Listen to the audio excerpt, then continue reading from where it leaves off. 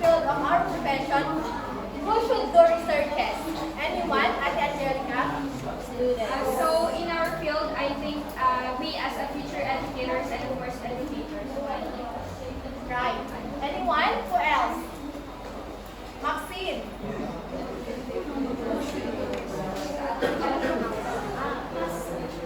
Rhea?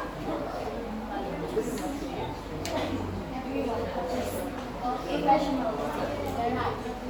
Class, in our field of profession, ang mga kasali sa researches ay guidance counselor, head and master teachers, students, supervisor, school head, district research coordinator. Class, student, teachers, principal, school head are conducting research in the aims of to enhance their educational practices and of course to improve their personal and professional growth that contribute in the continuous improvement of the school and of course to have an overall success in an educational system.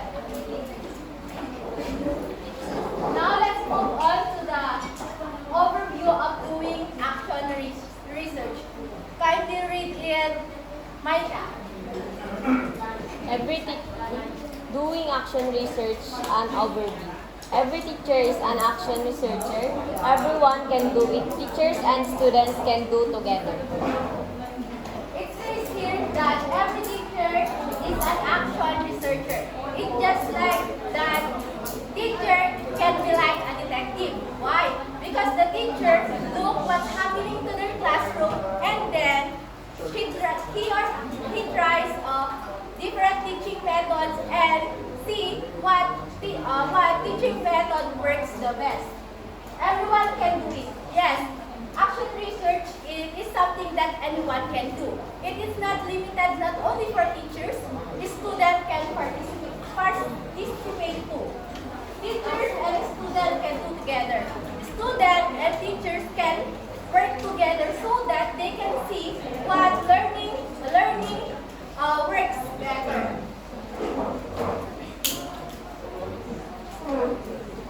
Action research is about action. Taking action to improve practice. It says here that action research is taking an action to make things even better. It's just like that. When you notice a problem, ano yung ginagawa nyo kapag nakanotice kayo ng problem? Diba? You make a plan, you create a plan, then you create a plan to how to fix it. And then, kapag nagawa nyo na yung plan, ano yung susunod? Then, you try it now kung effective ba yung plan na ginagawa nyo. So, kung effective, then it's nice. And if not, you have to adjust again. You need to adjust and try it again. So it simply that action research is making more practice in a way to practical step. When you say practical step, it is a step-by-step process and in your actions along the way. It also says here that action research is about research. Finding things out and coming to an understanding that creates new knowledge. Diba? Sabi ni Ma'am Nancy kanina, research is read, ibig sabihin ay again, and search to find information or to search new information. So, as what I have said a while back, research is just, being a teacher, you can be like a detective in your own world. Because you are asking questions, you study those information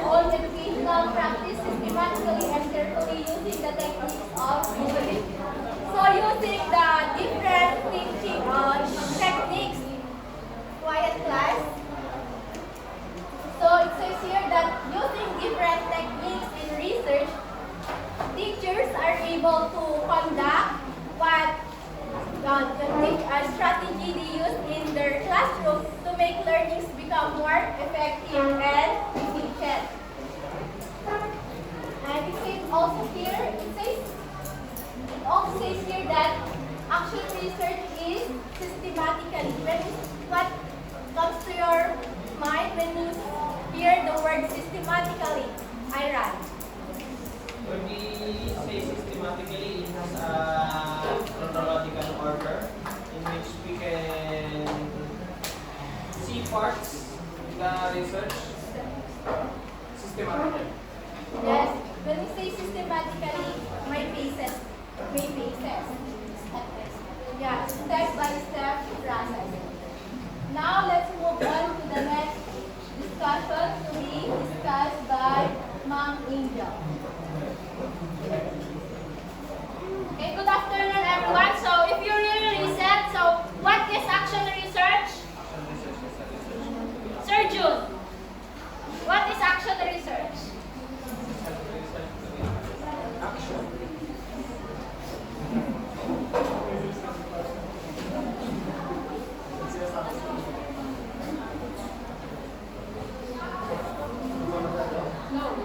Action research is taken They can act.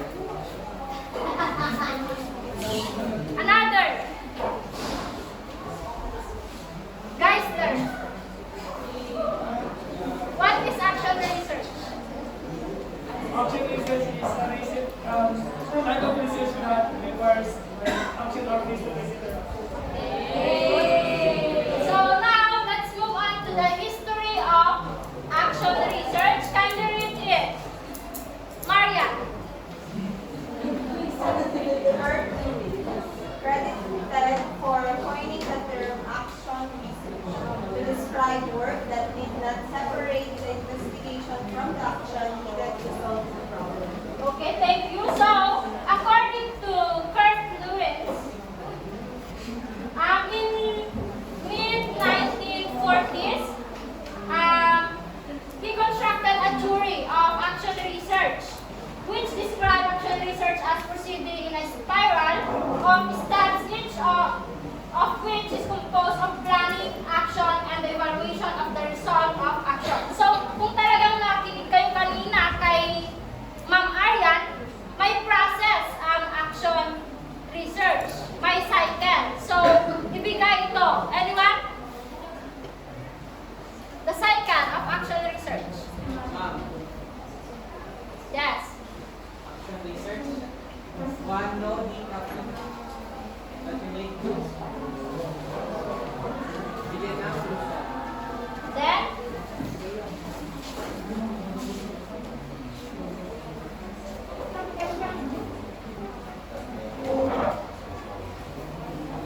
By formulate a title. Make statement of the problem.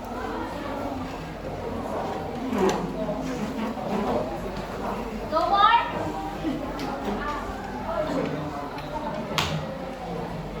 Wala? So, this is the cycle of action research. Listen carefully kasi we all know na tayo ay may research. Wherein magkakaroon tayo ng gathering data, magkakaroon ng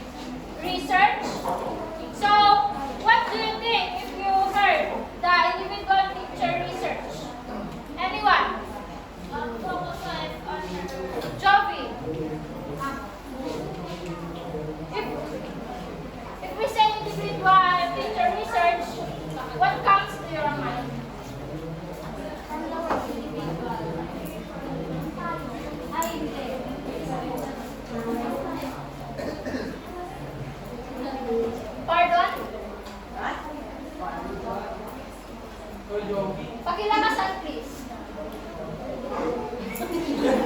Call a friend. Russell.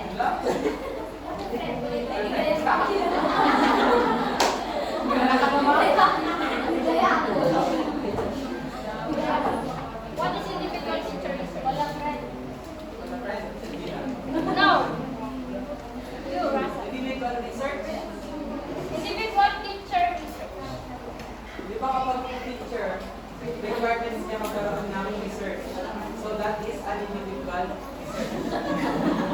Okay, yun yung requirement sa isang teacher na maghanap ng another way in teaching, which is magkakaroon ng, ito yung tinatawag na collaborative research. Did you get it? Yes, ma'am. Then the other is, collaborative action research.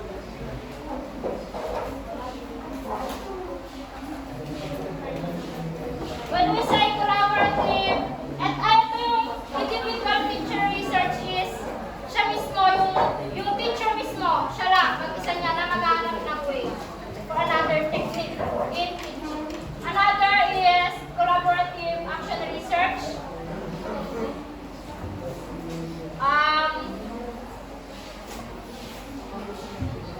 Kelly, what is collaborative action research? Collaborative action research is a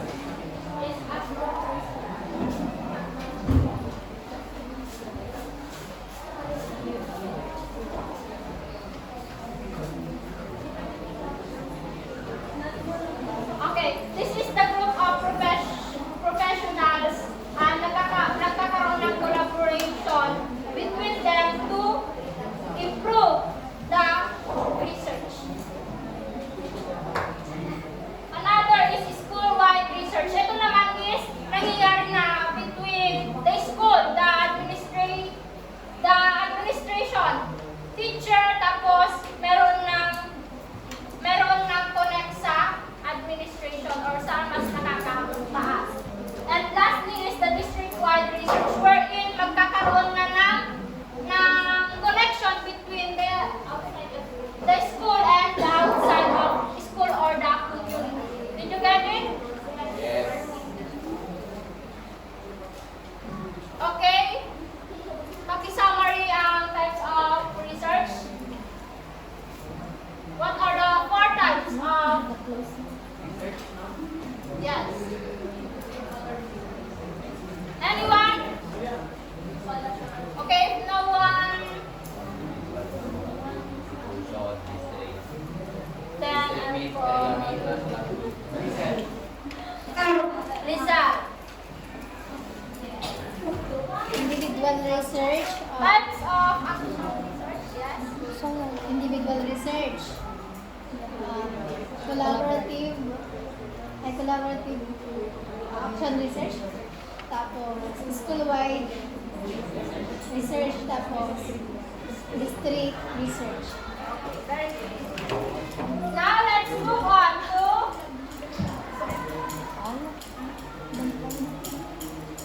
application of action research. May I call Sir Geisler?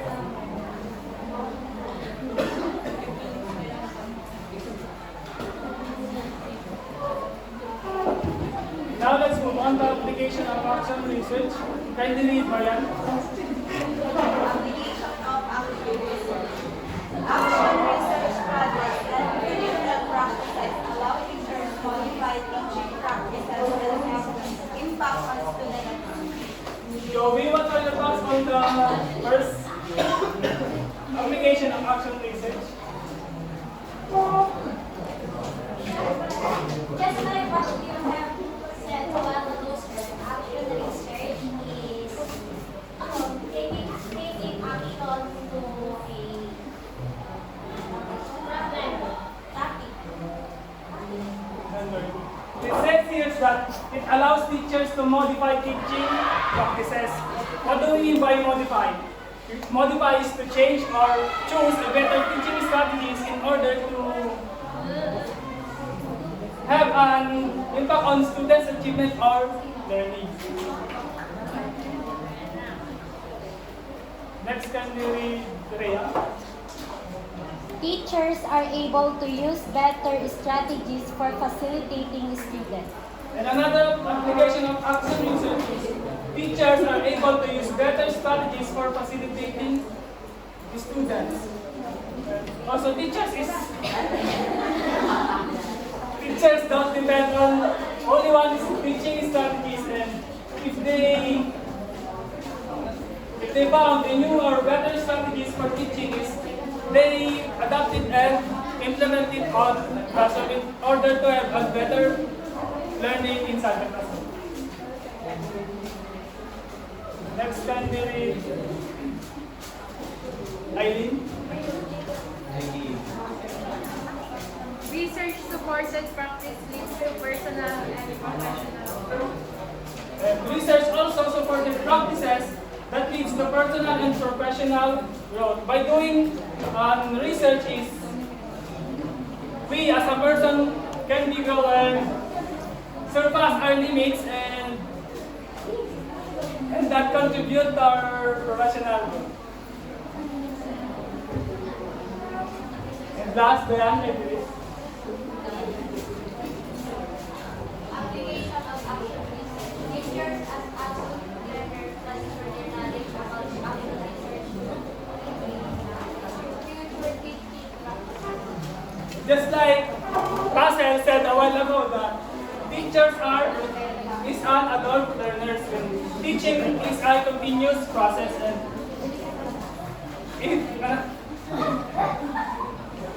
if your teacher is you are constantly learning and you are considered as an adult learners that your